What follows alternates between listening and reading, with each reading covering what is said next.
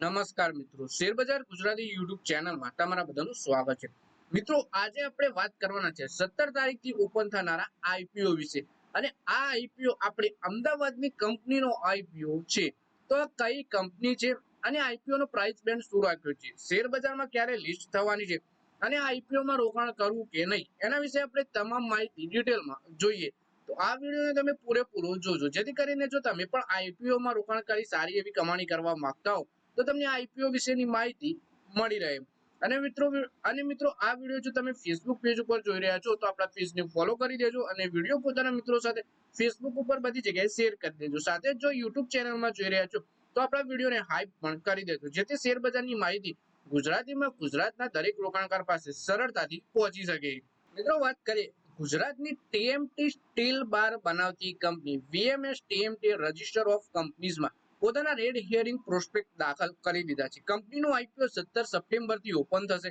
આ ઇસ્યુ પૂરી રીતે ફ્રેશ શેરોનો છે। આમાં 1.5 કરોડ નવા શેર બહાર પાડવામાં આવશે, એટલે કે આ ઓફરથી જેટલી પણ રકમ એકત્રિત કરવામાં આવશે તે કંપનીને જ મળશે। આમાં કોઈ ઓફર ફોર સેલ નથી, એટલે કે કંપની છે ટીએમટી સ્ટીલ બાર બનાવતી વીએમએસ ટીએમટી, અને આ કંપનીનું નામ તમે કોઈ દરેક જગ્યાએ સાંભળ્યું હશે, ટીએમટી સ્ટીલ।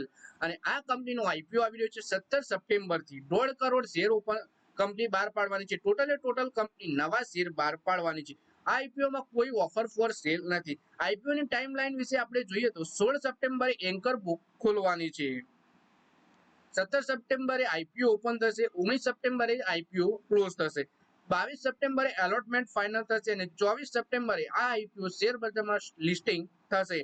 કંપની દ્વારા લગભગ 115 કરોડ રૂપિયા એકત્રિત કરવામાં આવશે। આમાંથી થોડો ભાગ દેવું ચૂકવવા અને બાકીના રૂપિયા કોર્પોરેટ કાર્યોમાં લગાવવામાં આવશે। જો એલોટમેન્ટ સ્ટ્રક્ચરની વાત કરીએ તો 50% શેર રિટેલ રોકાણકારો માટે, 30% ક્યુઆઈબી માટે અને 20% એનઆઈઆઈસ માટે રિઝર્વ રાખવામાં આવ્યા છે, એટલે કે અડધા શેર તો રિટેલ રોકાણકાર માટે જ રાખવામાં આવ્યા છે।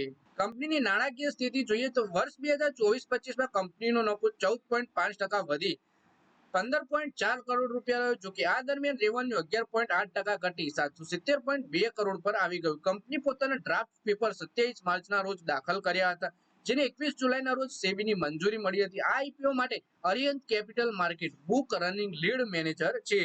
કંપનીના બિઝનેસ વિશે વાત કરીએ તો કંપની વીએમએસ ટીએમટીના થર્મોમેકેનિકલ ટ્રીટેડ સ્ટીલ બાર બનાવવા અને વેચવાનો બિઝનેસ કરે છે। કંપનીનું ફોકસ મુખ્ય રૂપથી ગુજરાતના માર્કેટ પર છે। તે કામધેનુ બ્રાન્ડ હેઠળ પોતાની પ્રોડક્ટ વેચે છે। તેના સ્ટીલ બારનો ઉપયોગ ખાસ કરીને કન્સ્ટ્રક્શન અને ઇન્ફ્રાસ્ટ્રક્ચર પ્રોજેક્ટમાં થાય છે। કંપનીનો મેન્યુફેક્ચરિંગ પ્લાન્ટ અમદાવાદ જિલ્લાના ભાયલા ગામમાં સ્થિત છે। તેની વાર્ષિક ઉત્પાદન ક્ષમતા લગભગ 2 લાખ મેટ્રિક ટન છે।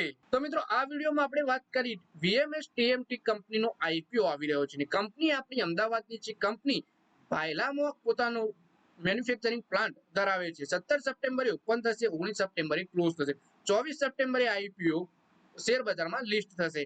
તો મિત્રો, આ વિડીયોમાં બસ આટલું છે। હવે મળીએ આવનારા વિડીયોમાં, ત્યાં સુધી વિડીયોમાં લાઈક કરો, કોમેન્ટ કરો અને વિડીયો પોતાના મિત્રો સાથે ફેસબુક, ઇન્સ્ટાગ્રામ, વોટ્સએપ બધી જગ્યાએ શેર કરો। શેર બજારની આવી જ માહિતી ગુજરાતીમાં જોવા માટે તમે ચેનલને સબસ્ક્રાઇબ કરી ઘંટડી પર દબાવી દેજો।